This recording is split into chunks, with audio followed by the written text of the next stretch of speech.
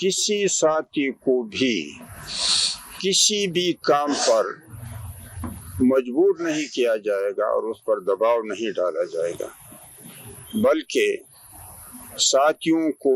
ترغیب دلائی جائے گی کہ ہر ایک ساتھی اپنے علم کا مکلف ہے۔ اگر آپ حضرات سمجھتے ہیں کہ موجودہ نظم کی تمام کارکردگی صداقت اور دیانت کی بنیاد پر ہے تو آپ اپنے علم کے مکلف ہے، کسی دوسرے کے علم کی تکلیف آپ پر لازم نہیں ہے۔ تو ایسی صورت میں معاونت آپ کا ایمانی فریضہ بن جاتا ہے، کیونکہ اللہ جل جلالہ فرماتے ہیں تعاونوا علی البر والتقوی، صداقت اور دیانت بر اور تقوی ہے، اور اس صورت میں آپ پر معاونت واجب ہوگا، جیسا کہ اللہ جل جلالہ فرماتے ہیں کہ اچھائی اور سچائی پر ایک دوسرے کی معاونت کیا کرو۔ اور اگر کوئی ساتھی سمجھتا ہے کہ جو کچھ ہو رہا ہے وہ دیانت اور صداقت سے خالی ہے تو پھر ظاہر بات ہے کہ اللہ جل جلالہ فرماتے ہیں لعنت اللہ علی الکاذبین، جھوٹوں پر اللہ کی لعنت ہے، اور نبی صلی اللہ علیہ وسلم فرماتے ہیں والکذب یہلک، جھوٹ انسانوں کو تباہی کے گڑھے میں دھکیل دیتا ہے، اور اللہ جل جلالہ فرماتے ہیں لا تطع المکذبین، جھوٹوں کی پیروی نہ کرو۔ اور خیانت کے بارے میں اللہ کا فرمان ہے ان اللہ لا یحب کل خوان کفور، ہر خائن کو اللہ ناپسند کرتا ہے۔ تو پھر جھوٹ اور خیانت اللہ کو ناپسند ہیں، اور اگر کوئی ساتھی سمجھتا ہے کہ نظم کی تمام کارکردگی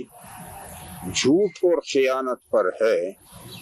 تو پھر جھوٹ اور خیانت تو اللہ کو ناپسند ہے، لیکن ساتھی نے اپنا فیصلہ خود کرنا ہوگا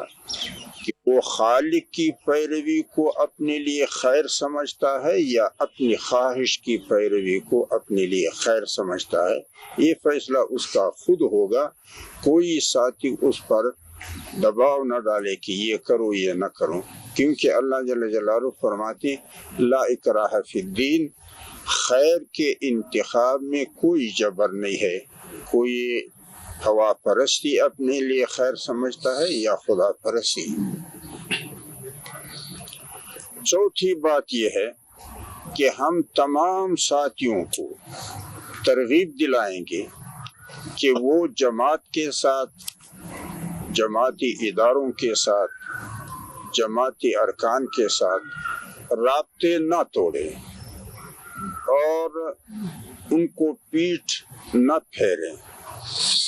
ضد نہ کریں، حسد سے کام نہ لیں، سب اللہ کے مخلص بندے بنیں اور اخوت کے رشتے میں جڑے رہیں، جو یہی ہدایت نبی اکرم صلی اللہ علیہ وسلم کی بھی ہے۔ پانچواں نقطہ یہ ہوگا کہ نظم کے شریک لوگ ہمارے بارے میں جو کچھ بھی کہیں ان کو ہم صبر و تحمل سے برداشت کرتے رہیں گے، نہ جذباتی بن کر ان کے گلے پڑیں گے اور نہ مایوس ہو کر اپنے فریضے سے دستبردار ہوں گے، بلکہ ہماری کوشش یہ ہوگی کہ ان کو تنہا کیا جائے، یعنی نہ کوئی ساتھ دے اور نہ کوئی مخاصمت کرے۔ ساتھ دینے سے اللہ ناراض ہوگا اور مخاصمت کی صورت میں وہ خود راستے سے بھٹک چکے ہیں تو ہمیں بھی بھٹکا دیں گے، جیسا کہ اللہ جل جلالہ فرماتے ہیں ساتھ دو، اس لیے کہ اللہ جل جلالہ فرماتے ہیں کونوا مع الصادقین، سچوں کا ساتھ دو۔ دوسرا نقطہ یہ ہوگا کہ جھوٹ قطعا نہ بولو، اس لیے کہ اللہ جل جلالہ فرماتے ہیں لعنت اللہ علی الکاذبین، جھوٹوں پر اللہ کی لعنت ہے، اور نبی صلی اللہ علیہ وسلم فرماتے ہیں والکذب یہلک، اور جھوٹ تباہی مچا دے گا، اور جھوٹوں کا ساتھ بھی نہ دو، کیونکہ اللہ جل جلالہ فرماتے ہیں ولا تطع المکذبین، جھوٹوں کی پیروی نہ کرو۔ تیسرا نقطہ یہ ہوگا کہ حق کو چھپانے کے لیے حق کو باطل سے ملوث نہ کیا جائے، یعنی باطل کے ساتھ خلط نہ کیا جائے، بلکہ صریح حق بولا جائے تاکہ کسی قسم کا ابہام اور اشتباہ اس میں نہ ہو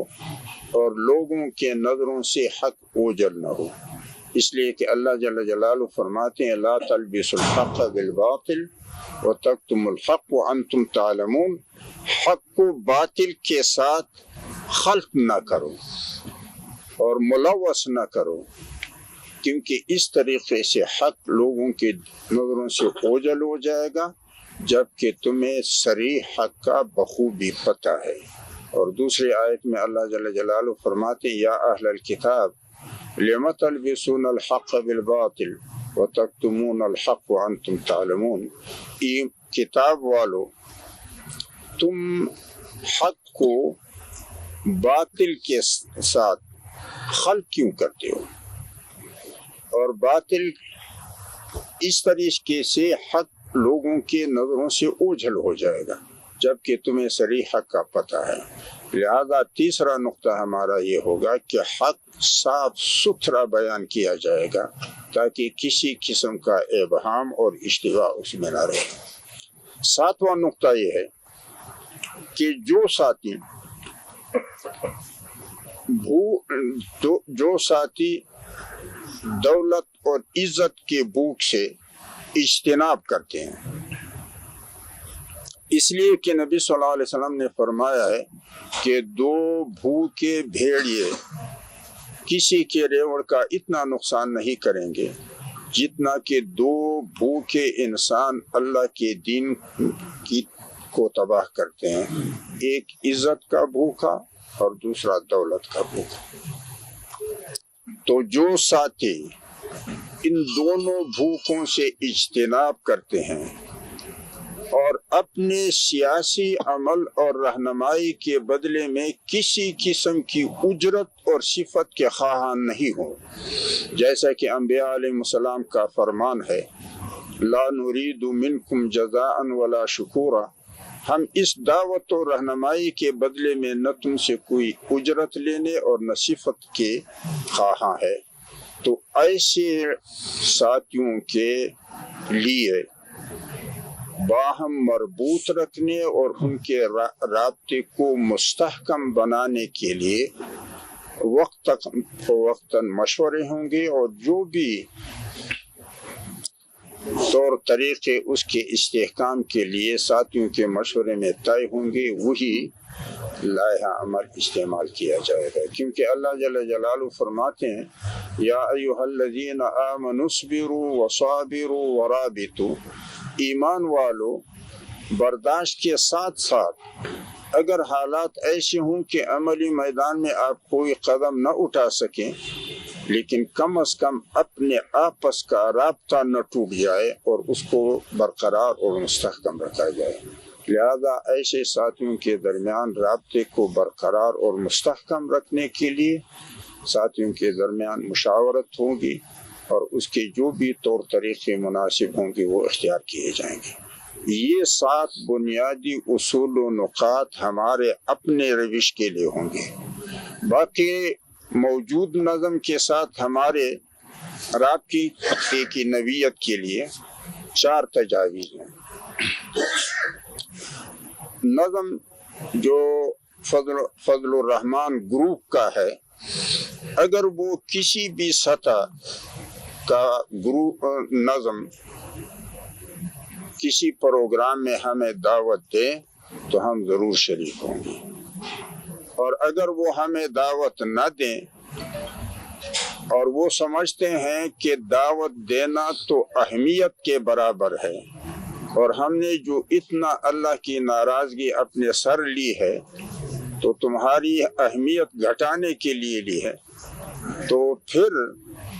ہم خود بھی ان پروگراموں میں شامل ہوں گے اگر ہمیں پتہ چلے یا ہم پہنچ سکے، لیکن اس شرط کے ساتھ کہ وہ ہر سطح کی نظم کے ذمہ دار ہمیں یہ اطمینان دلائیں کہ اگر ہم پروگرام میں از خود گئے تو سامنے کوئی کھڑا نہیں ہوگا کہ تم کو کس نے بلایا ہے اور تم کس لیے آئے ہو اور تم کیوں آئے ہو۔ بڑے جو عمر رسیدہ ساتھی ہیں یا جو تجربہ کار ہیں ان کے لیے تو ان باتوں کی بھی کوئی اہمیت نہیں ہوگی، لیکن بعض جذباتی ساتھی ہوتے ہیں کہ اس سے معاملہ بننے کے بجائے بگڑ جاتا ہے۔ اور دوسری بات یہ ہے کہ جب ہم وہاں پروگرام میں جائیں گے تو ضرور نعرے لگیں گے، تو وہ جو شور شرابہ ہوگا اور نعرے لگیں گے اس کو پھر یہ حیثیت نہ دیں کہ یہ ہمارے پروگرام کو خراب کرنے کے لیے ہے۔ جب ان دو باتوں کا ہمیں اطمینان دیں گے تو پھر بن بلائے بھی ہم ان کے پروگراموں میں جانے کے لیے تیار ہوں گے۔ تیسری بات یہ کہ اگر وہ نہ ہمیں بلائیں اور نہ ہمیں خود جانے کے لیے ان دو باتوں کا اطمینان دلائیں